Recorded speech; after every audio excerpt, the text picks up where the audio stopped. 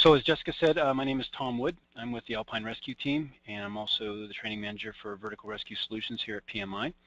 So what I'm going to talk to you about today is anchors, everybody's favorite topic in rescue. A lot of debate on anchor types, anchor selection, and I'm not going to be able to address every single concern with anchors, of course, here today. There's a whole world of topics to talk about with anchors, but what I will touch on are some basics on load sharing anchors. So for some of you folks that are rocket scientists, this will be old hat. For some of you folks that have been around for a while, you may see some new tools or techniques here that maybe you hadn't quite seen before. But one of the things that remains constant with anchors is that physics doesn't change. And no matter how many times we try to reskin the cat, gravity is still, you know, kind of the force that's in charge of what we do and how we rig.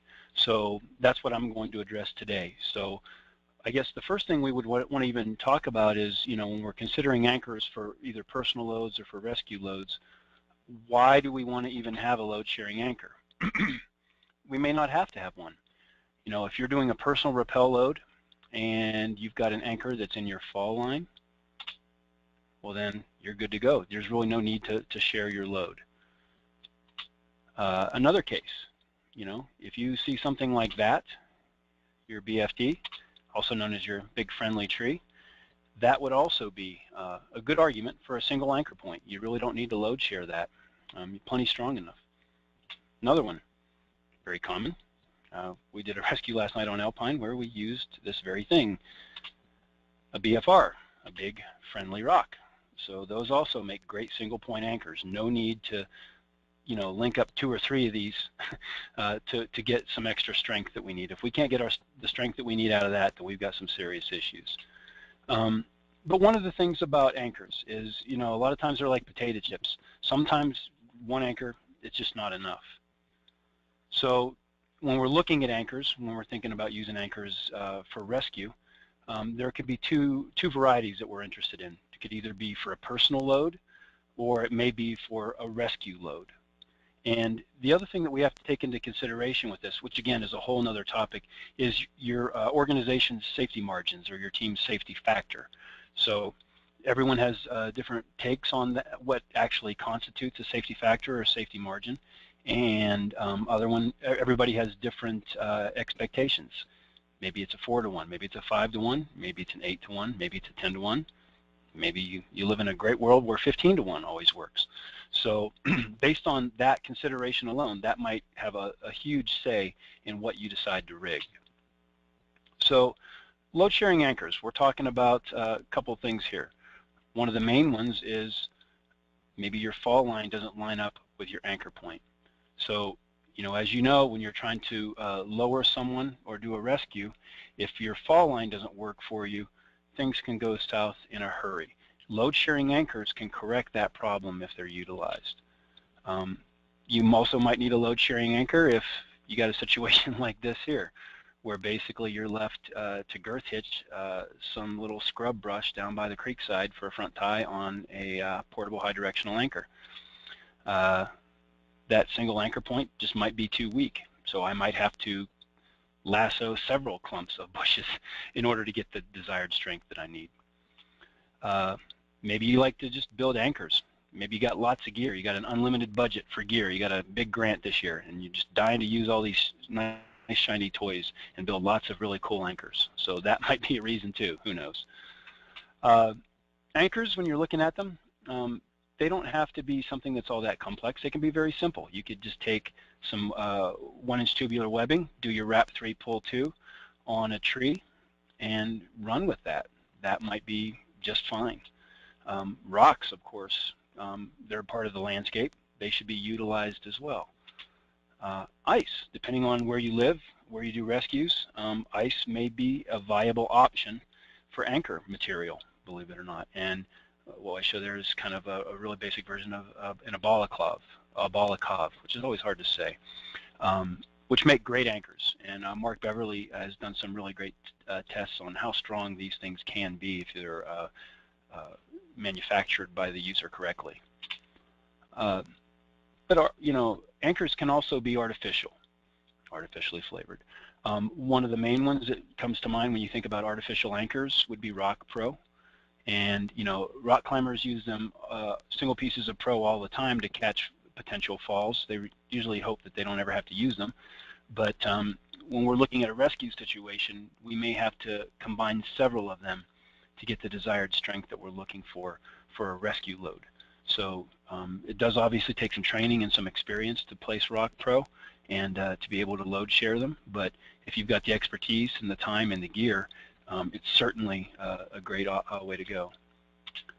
Another artificially flavored one, removable bolts. And these are kind of new to the rescue and climbing world, probably within the last 10 years or so.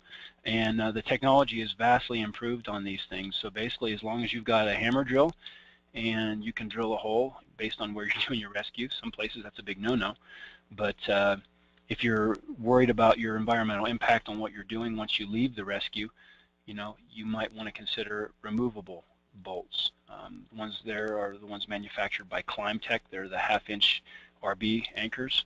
So those are a great option if you're worried about leaving hardware behind, or to be honest, you're just not comfortable placing bolts. There's definitely an art to placing bolts, and that includes making sure that you've got a piton hammer with you, the right wrench, the right depth and all of that. One of the nice things about the removable anchors is as long as you drill a hole in a good substrate that's good and strong, put the removable bolt in, and that's pretty much it. There's no extra tools needed, just a hammer drill. So that may be an option.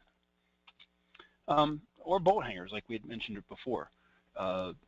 Most of the time, you'll still see a few 1/4-inch ones out there, but generally speaking, as a rule, we try to shy away from using bolt hangers for rescue unless we have some in some great locations where possibly we can load share them or something like that. But bolt hangers in sport climbing areas are definitely an option. Ice screws, again, it takes a little bit of training, just like Rock Pro, to be able to place ice screws in ice.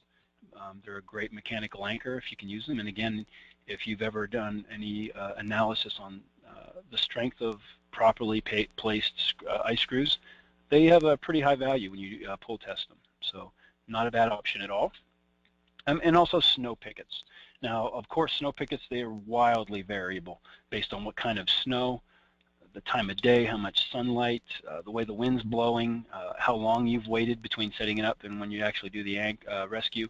So snow pickets for load sharing anchors, obviously, again, lots of training and a good amount of experience with this kind of stuff goes a long way. But they are an option in certain environments. Vehicles. Everybody loves a big giant fire truck to use as an anchor. It's a wonderful thing to have. Most of the time, I would say you probably don't need a load sharing anchor if you've got that kind of a rig at your disposal where you can rig off of. So vehicles are always a great option. It is important to note when you are using vehicles, it doesn't matter how big it is, if you don't wrap it in the right place, it can still fail. So making sure that you're going to an approved anchor point, or wrapping an axle and not hopefully capturing a brake line in the process, or leaving your keys in the ignition for someone to drive off with your anchor attached, that's always kind of frowned upon in the rescue world here. So vehicles have their own set of problems sometimes to deal with. So when we're looking at anchors, a strong anchor is certainly important, probably the most important consideration, but it's not the only consideration. And that's where, based on what environment you're in, if you're limited with your selection of anchors and you just simply don't have bomber anchors available all around you, like giant trees or rocks, then you have to start getting creative. And oftentimes, it's not the strength that's just as important. It's where that anchor is at. The location, location, location. Everybody's realtor's favorite phrase there, and it rings true with anchors as well. So you can have the strongest anchor in the world, and if it's not where you need it to be, it's going to adversely affect how your rescue goes. So that brings in multi-point anchors. It's not always in a case where you're not always in a situation where you may have the luxury of time and tools and experience to be able to rig multi-point anchors, but when you do, it's quite amazing how much versatility you can get out of multi-point anchors when you're looking at changing your fall line or maybe combining several, I would say, less than ideal strength anchors. What you see right there is those removable anchors, and that's actually a high line. That's everything. That's 2 track lines, the main line for the tag line there, and that was all rigged off of those removable anchors. Each one has a safe working load of roughly 500 pounds or so for the half-inchers. So with a single person crossing, a 75-foot wide creek, we felt pretty good about that. Important to note, proof loading is really important for any kind of anchor situation. I can't strongly recommend enough from a safe point, proof loading your anchors to see what they do. And if your anchor does anything at all that you're not suspecting or that you hadn't planned on, I would say it's time to re-rig. So proof loading your anchors is super important with this stuff. All right, so when we start talking about multi-point anchors, getting down to the nitty-gritty here, it's important to know the nomenclature. It's important to know what we're talking about. So if we're looking at a multi-point anchor there, obviously you're going to have a load. That's why you need an anchor in the first place. But the focal point. Now, the focal point becomes very important when you're rigging multi-point anchors, because that focal point controls where your load meets your anchor forces. So each from the focal point, we take a leg, going back to our anchors, of course, and then the angle that comes into play there is very important. So what you see set up there is basically, this would be for a rappel, and I had 2 great anchor points, but neither of them lined up right down that little slot where I needed it to go, because I wanted to keep my rope right in that little slot. And what I could do is basically tie, in that situation, I believe I tied a double figure 8 knot and pinpointed where I needed my focal point to be, so that my fall line was directly right down that slot. And that's one of the really cool things about multi-point anchors, is you can pinpoint where you want your focal point to be, and that also affects your fall line, of course. So when we're talking about load sharing anchor forces, so let's just imagine that those 2 trees there, those are our 2 anchor points, our BFTs, and basically down there at the bottom of that V that we're looking at, that's where our applied load is going to be, and we have, let's say two strands of rope. So if you're looking at where you want to be in terms of load sharing anchor forces with your angles there, it's really great to be in that 60 to 90 degree range. That's a wonderful place to be. If you get a little bit steeper or a little bit more shallow, it's not the end of the world. Sometimes that's a requirement, or that's what you're left with. But if you start getting into those areas, that means it's time to start paying attention to what you have going on there. So obviously the more shallow your angle gets, the greater the forces are on your anchors, as you can see there when you get up to 175 degrees. But kind of conversely, the steeper the angle, all it takes is a microscopic shift in your swing fall, or the load that you're pulling, and you could completely isolate your force onto one anchor point. So it's not really a load sharing anchor at that point anymore, because let's say you rigged something at maybe 15 degrees thinking, boy, that's great, I'll have 50% on each anchor point. Well, if you're never going to move your load left or right, that's a great place to be. But if you do deviate from that at all, what you're going to find is one anchor point gets all the load, the other gets none of the load. So everybody has their own little guide for measuring these angles out in the field. So I like to kind of add a little bit of humor to most of this stuff to get people to sort of pay attention. So excuse me, just as I mentioned before, if you get less than 30 degrees, you may have an angle that's just too steep, and basically all you need to do is to shift that load a little bit, and your entire load goes onto one anchor point. So I would generally say try to avoid that if you can. And it's not the end of the world if you end up with that, but just understand that if you deviate left or right even a little bit, you're on one point at that point. You've kind of eliminated the reason for a multi-point anchor in the first place. Next, get to 30 degrees. That puts roughly 50% of the load on each anchor point. That's not a bad place to be. I'd be pretty happy with that. But again, if you do move a little bit left or right, what you're going to find is your force gets transmitted back up to that one anchor point. But 30 degrees, make a peace sign. That's a good, quick way to look at what you've got rigged there and see if that's your happy place. Moving up in shallowness here, when you get to roughly 60 degrees, you can pull out the devil horns there, and that's a good way to kind of gauge, are you getting pretty close to the 60 degrees there. It's a little more than 50% of the load on each anchor point, but that's still very manageable.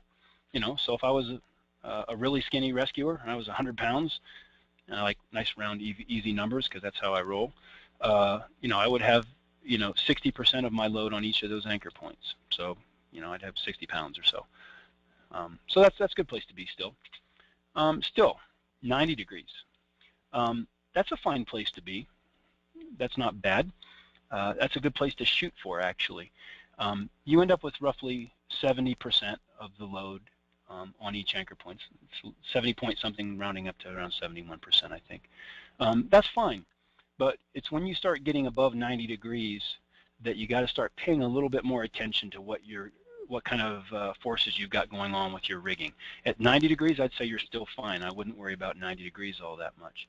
But when you get up to 120 degrees, that's what's also known as the critical angle.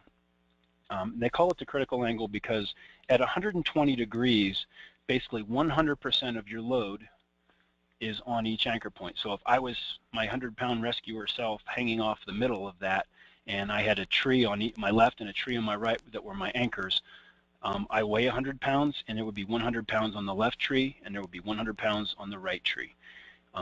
So not the end of the world if you're there either, but now you've really got to start paying attention, because what you find is as you start getting more shallow than 120 degrees, it's amazing how quickly the load will shoot up on each anchor point. So, for example, if we get all the way up to 170 degrees, so you know, if you're thinking high lines, you think, oh, we do that all the time. You got to understand when you're doing that at 170 degrees, you're putting 575% of your load on each anchor point. So now my 100-pound self hanging from the middle there is going to be exerting 575 pounds on the left tree and the right tree.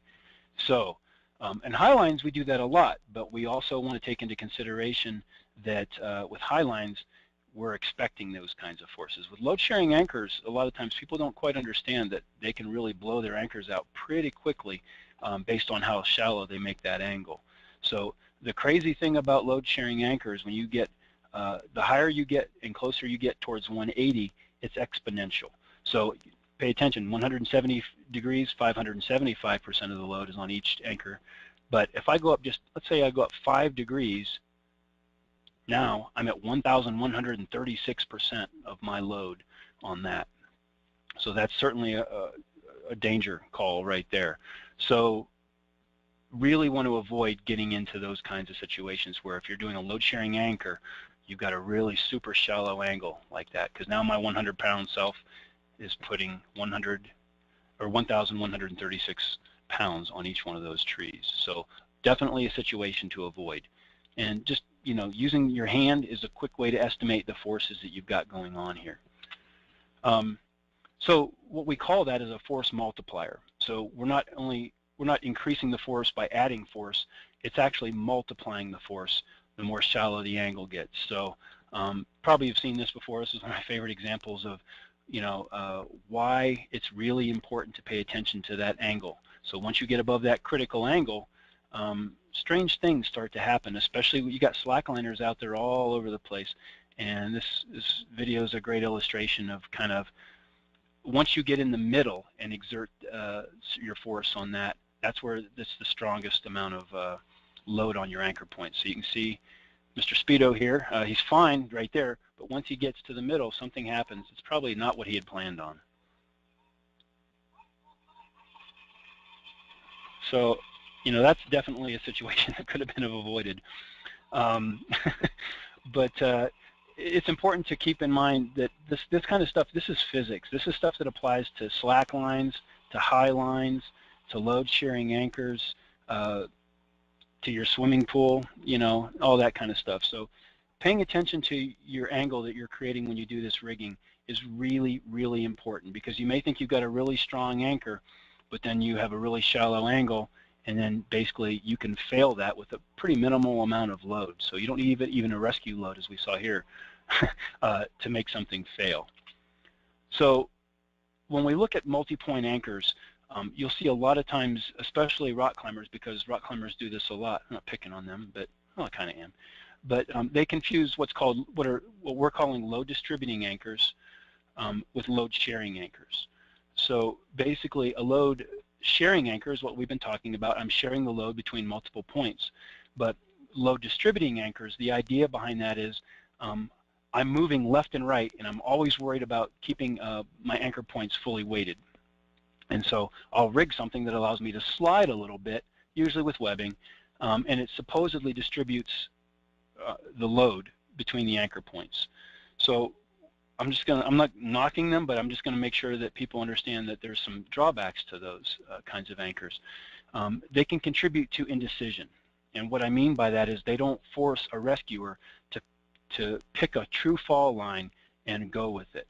Like, well, maybe I'll go around the left side of this boulder, but maybe the right side looks good too. Well, I can't decide, so I'm going to build a load distributing anchor, and I'll let the anchor decide for me where the force ends up going. Well, sometimes that works, and sometimes it doesn't. And what you're looking at here is a picture of yours truly taking a really embarrassing tumble during our rescue team's research. We chose an anchor that wasn't quite perfectly in line with our fall line, about 80, 90 feet up above me. And once we got mid-wall, you'll see there's our victim being protected by our rescuer under the rock there. If you look up and to the left of the third man rescuer, you'll see there's a rock face there with a little nub. We were poised on the edge of that, and that's when our fall line decided to tell us where it wanted us to go. And we thought we had read the rock pretty well and done everything correctly. And at the top, we had even debated doing a load sharing anchor or redirecting our anchor ropes so that we were pulled more to climbers left, which we opted not to do, unfortunately. So when we got to that bulge on the rock, gravity took over and it spun us around, and then we ended up upside down. And no one was hurt, just hurt our pride a little bit. But what we took away from that is something as simple as choosing a fall line and allowing our big anchor to dictate where we were going to do our rescue instead of us dictating where we wanted our fall line to be. That was one of the factors that contributed to what could have potentially been a really serious situation, because we still had 100 feet of air below us at that point. So luckily we didn't damage ourselves, we didn't damage the litter, and we did not damage the rescuer or the subject that we were trying to simulate rescuing there. So anchor choices can definitely affect your fall line, and like I said, often in ways that you just don't plan. So contributing to that indecision with your load sharing anchor, that could hurt you. So you can see there, this is what you see a lot, climbers rig, 3-point anchor system. The middle point is captured there with the carabiner. You can slide left and right, and you can see that it kind of distributes the load. But the problem with load distributing anchors is if you have one leg of that anchor that's shorter, a shorter leg will always see more load than the longer legs because it doesn't have the ability to stretch as much. So if you've got 2 longer legs and a shorter leg, and they all look like they're weighted equally, and you put a dynamometer on each of the legs, you would see that that shorter leg is actually seeing more of the force. There's the other downside of these. Look at my extension that goes on there. So I had one of my anchor points fail, and you can see that was basically a catastrophic extension.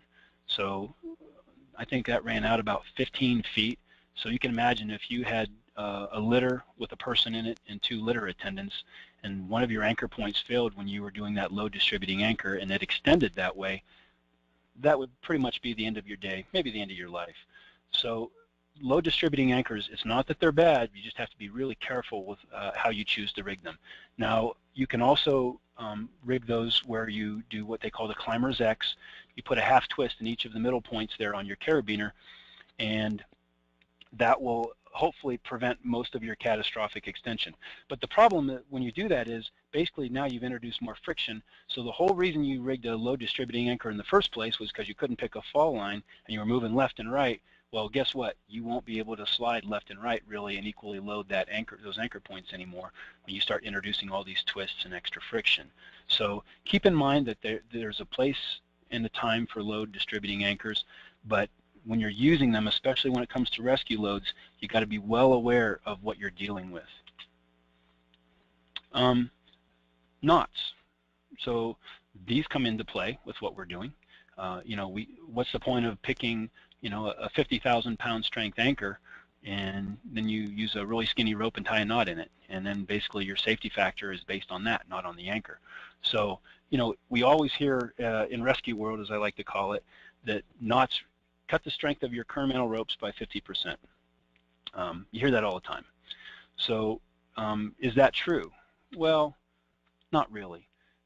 Most of the time with current ropes, probably you're going to see between 20 and 30% reduction in strength of the strength of your knot. Now, back in the days with laid rope and braided rope, and you tie knots in those, yeah, you probably see around 50% reduction in strength. But probably the most I've ever seen is some testing that I saw last year where an inline 8, they tested it numerous times and it reduced the strength of the rope close to 40%, I think, which is the highest I'd ever seen on a current rope for a knot.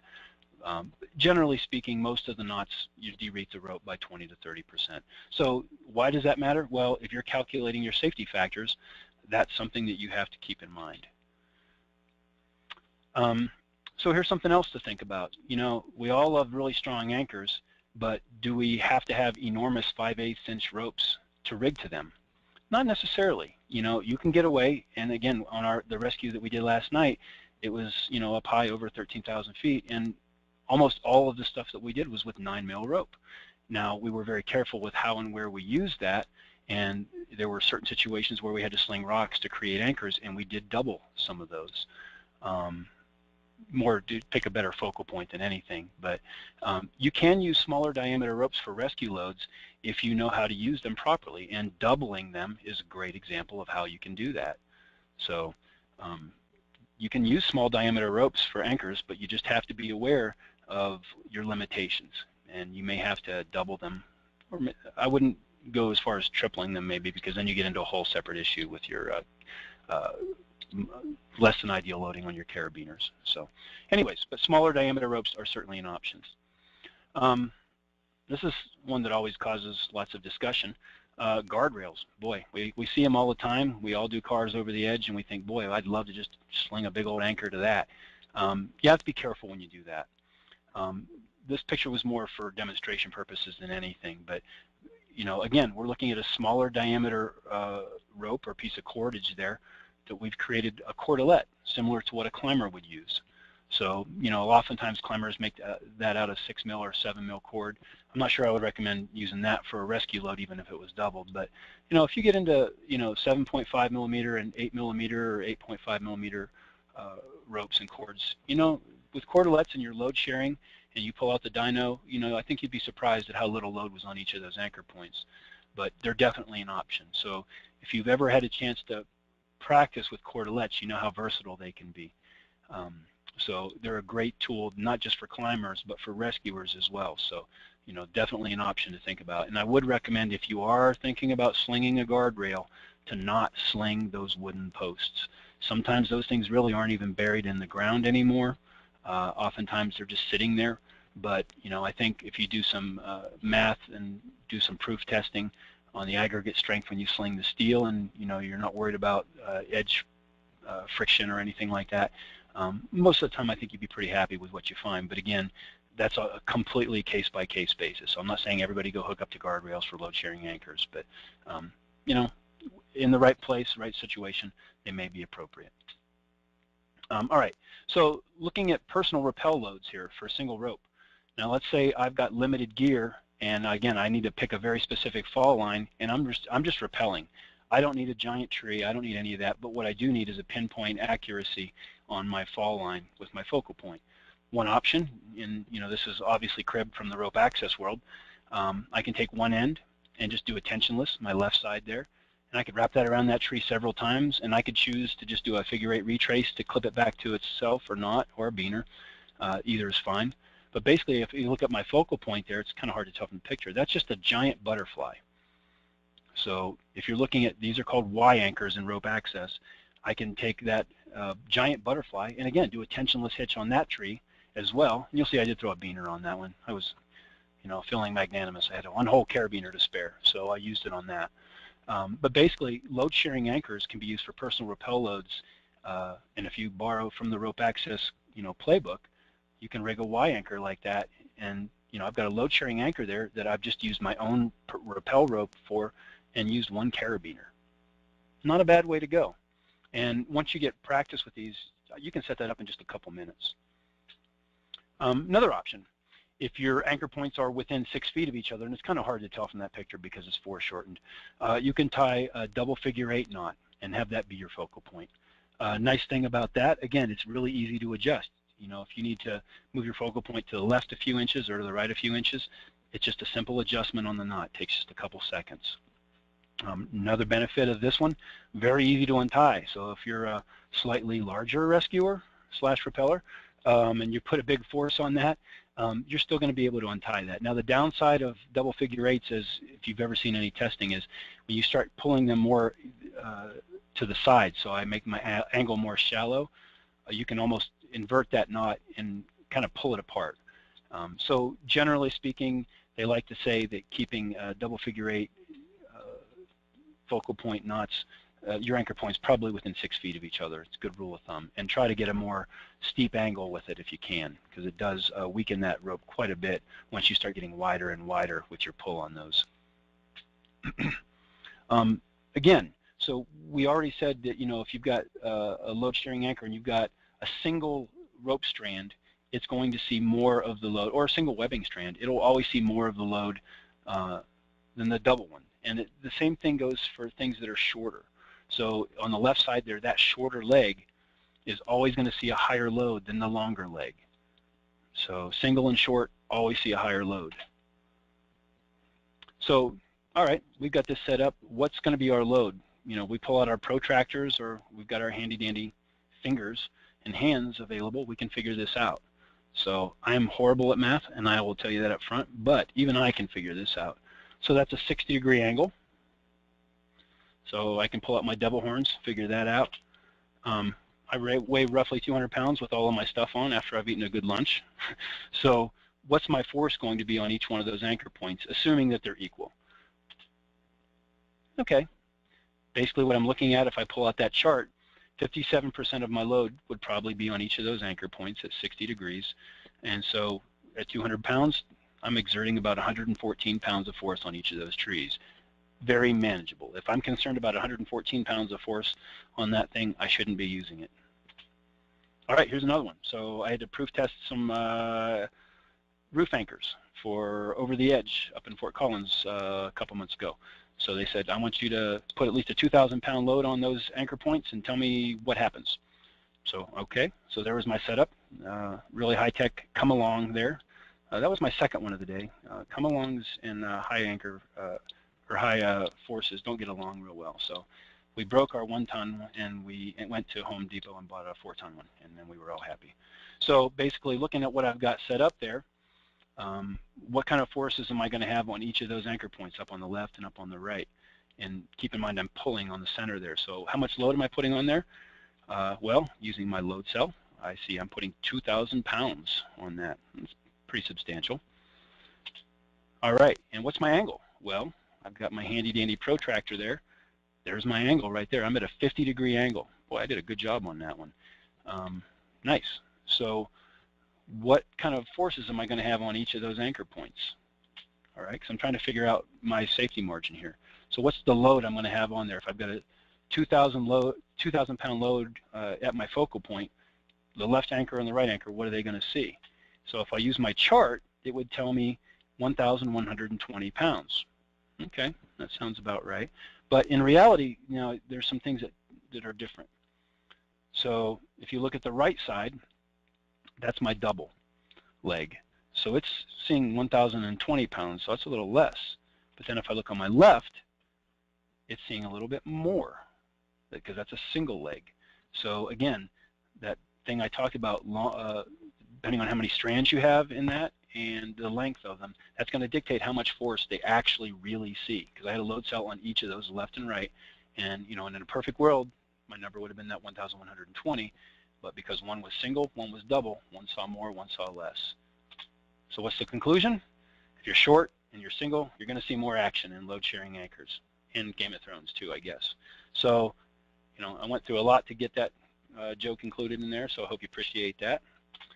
Also, as another conclusion, multi-point load sharing anchors, they don't have to be complicated. They don't have to take a long time to set up, and they don't have to use a ton of gear if you practice them on a regular basis. So a lot of this stuff may look super complicated when you just look at it from 10,000 feet, but if you break it down into just a couple easy to understand components and concepts, you know, load sharing anchors, they don't have to be complicated. They don't have to take a long time to set up. And though we all love shiny toys, you know, they don't always need lots of shiny toys to make them happen. So that's my presentation. If you do think of questions long after this presentation, you wake up in the middle of the night tonight with a burning question you just got to have answered, feel free to drop me your question via email at twood@pmirope.com. And as Jessica said, if for some reason all of your friends on your rescue team are dying to see this presentation and they couldn't make it today because they were working, PMI and the MRA will both have this webinar posted up onto their websites, usually within 48 hours, and available for download at a later time.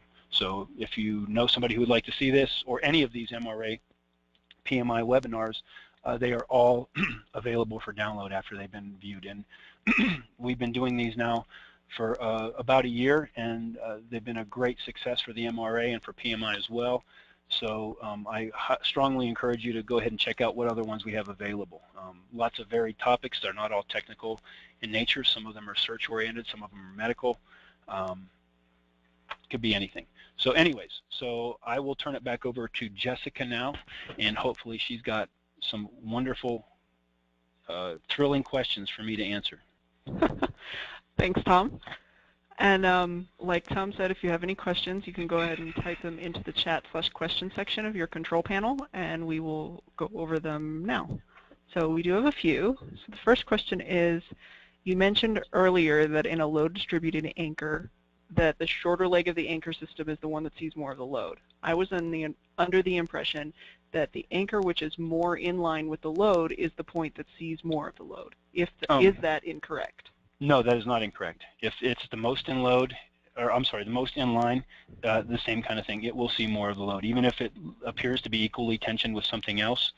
So, and basically what that means is your focal point is in line with one point versus another. And that comes into play a lot of times when people use load sharing anchors as redirects, where you'll see that.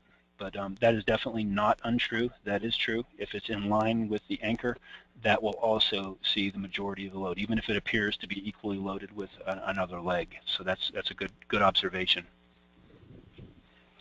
Okay. And the next question is, what's the best anchor point on a vehicle? Boy, that's a good question.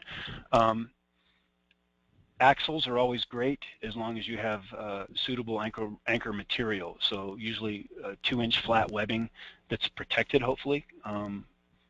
There are several manufacturers who make anchor straps specifically for anchors because they tend to be kind of oily and greasy and kind of grubby, and we hate ruining our nice clean gear on them. But axles are always great. You have to be careful on toe points. Some toe points are just bumper mounted and they're not mounted to the frame. So if you are looking to hook to a toe point or a hook on a vehicle, make sure that that's connected directly to the frame and that it's intact, that the welds are good and solid, or if it's bolted, that the bolts have nuts on them, things like that. But axles are always a good choice. If your bumper is fastened to your frame, that may be an option. Tires are also one. On a lot of rescue trucks, fire trucks, you'll see that they use tires as their anchor point, and there's a very specific way that you want to wrap those as well, to make sure you don't either pop the bead or you don't rig it to the point where once you load it, it cinches up or slides off of the tire. But tires are definitely something. I'm a little suspicious of anchors where they just basically depend on surface friction of the vehicle's tires with the pavement.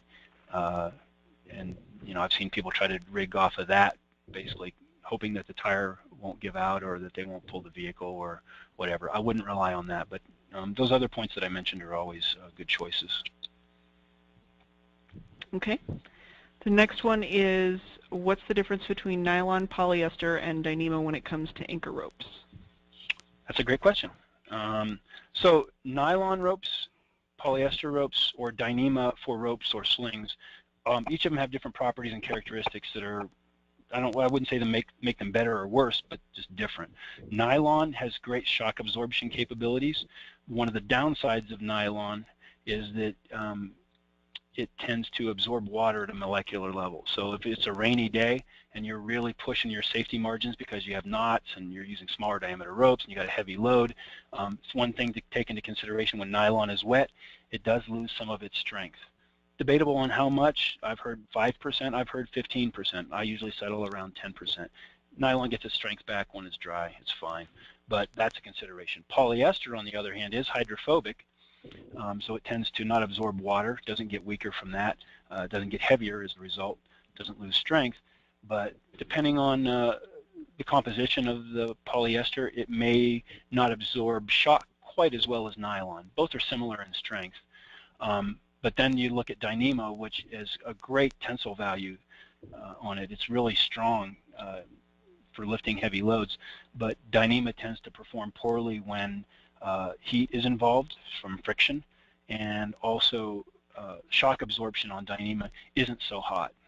It's fairly easy to get a failure out of Dyneema by shock loading it. Now climbers use Dyneema slings all the time, but they're climbing with dynamic ropes. That's where their shock absorption comes in. Typically when we're doing rescues, we're using static ropes, and you're going to see that all of that force, if you don't have a lot of rope in service, can be transmitted right back to that Dyneema sling, which could cause a failure. One of the other downsides of Dyneema, when you put a knot in it or girth hitch it or cinch it, there was a test done at ICAR 2 years ago, I believe, where they showed that knots in Dyneema reduced the strength of it by 80%. So based on what you're using it for, it could be just perfectly fine, but each one of those different types of materials for construction tend to have different characteristics. So as long as you know what it is you're dealing with, then any of them could be fine as long as you know the limitations of each one. Okay. The next question is in regards to the single versus double strand, and it is, I thought that the double strand was stiffer, more ropes, and therefore would not stretch as much and would therefore take more of the load, all else being equal. Usually what you see is that it may be doubled, but it also means there's twice as much rope to stretch. You'll get a limited amount of stretch out of a single strand versus when you double it, you've got more rope in service. So it's kind of the same thing when they do those belay drop tests. The more rope you have in service, the less shock load that you see on the load that you drop.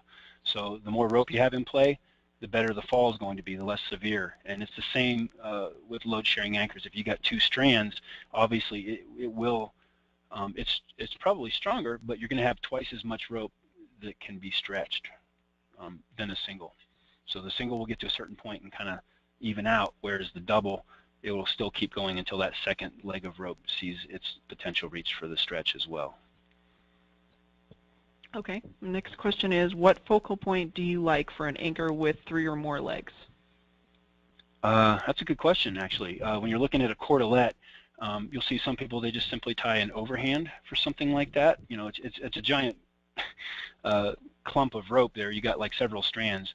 Overhands are okay, but they tend to be a little tougher to untie. So if I have enough rope available for that focal point, I'll try to tie a figure 8 on a bite there with that focal point.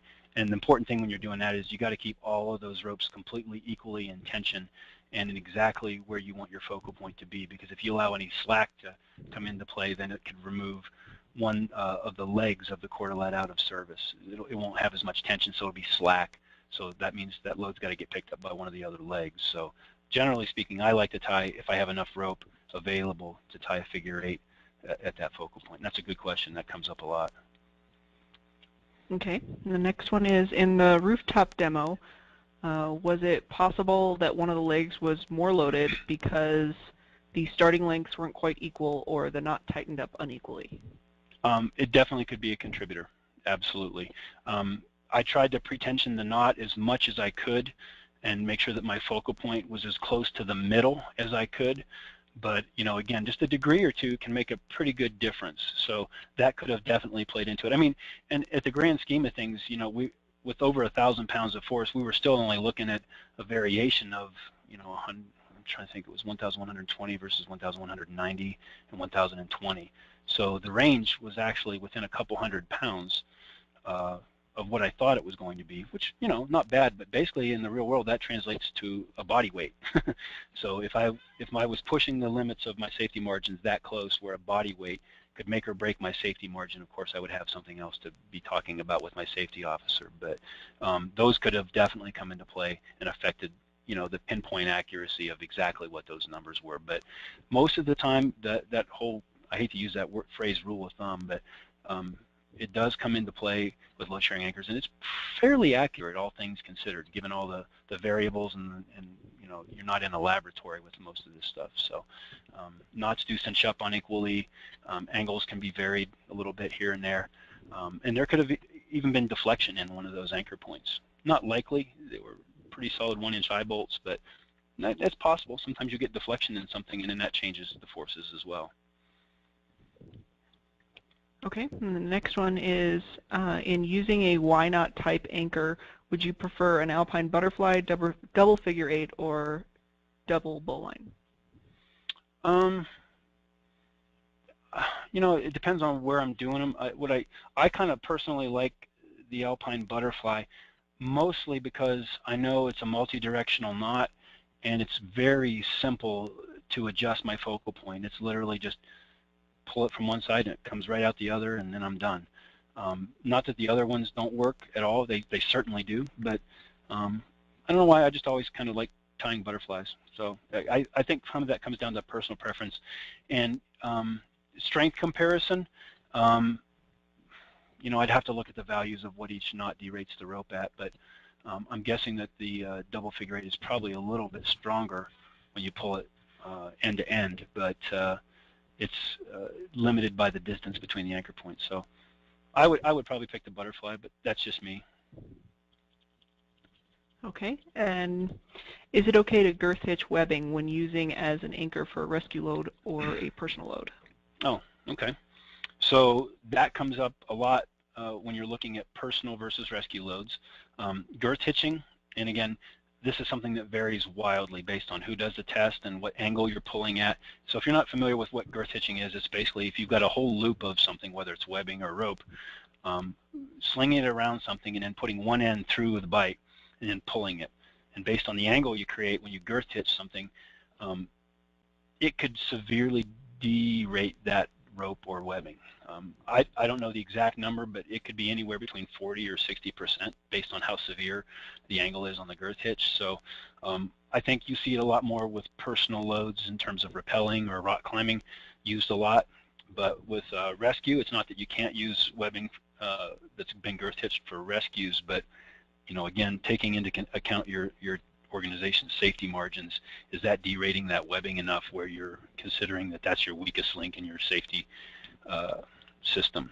And if that is, then I would consider not using that. I would consider doing a wrap 3 pull 2, or multiple wraps on a basket hitch or something like that. But they're all options, but you got to understand the limitations of certain things. And girth hitching and rescue loads is always something for me that's, I got to pay a lot of attention to what's going on. Okay, and the next one is, in strength reduction caused by knots, is there one that we should not use? I thought butterfly was a big no-no. It's funny.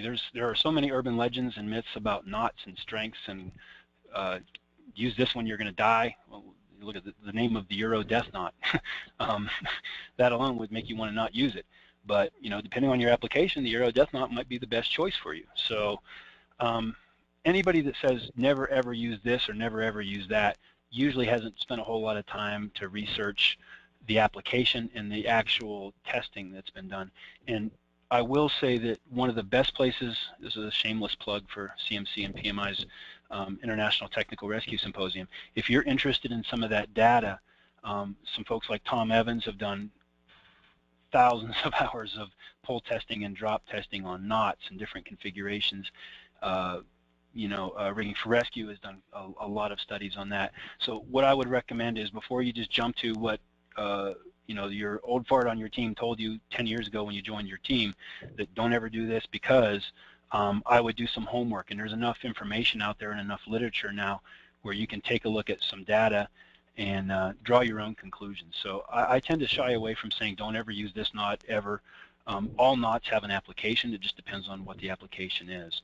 But these days with the interweb and everything, you can find information on a lot of stuff that used to be unavailable and find it pretty quickly. And I would just caution anyone to not use one single study or one single person's information as gospel. Compare it to what other organizations have. The Cordage Institute is another great place to look for some of the information on the derating of ropes with knots.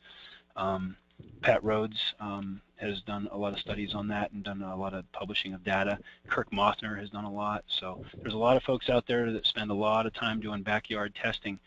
Jim Kovac is another up in Cleveland. There's lots of folks who've done studies. So don't just blindly follow the information that you were given by your elders. I would say, do some homework and make your own educated decisions. So there's a time and a place for every one of those knots that are out there, and just knowing which ones are and the ones to use for the right situation, becomes pretty important. So it's a good thing to pay attention to. Okay, thanks. That looks like all of our questions. So if you have another one that you want to get in real quick while we're wrapping this up, go ahead. We can get to it. But I'm going to go ahead and switch screens so that I can do this final wrap up here for everybody. Okay, so you should be able to see my screen. And like Tom said earlier, if you have further questions that you come up with later, you can email him at twood@pmirope.com. The MRA webinar series hosts webinars frequently, so you can keep an eye on the MRA and PMI websites for future dates and topics. And those URLs are also where you will find the presentation and the recording of this webinar so that you can download them for your own use or to show your team or anything like that. You can also follow the MRA and PMI on Facebook and Twitter to get updates that way. We usually will post information about these webinars and then just other general information about our organization.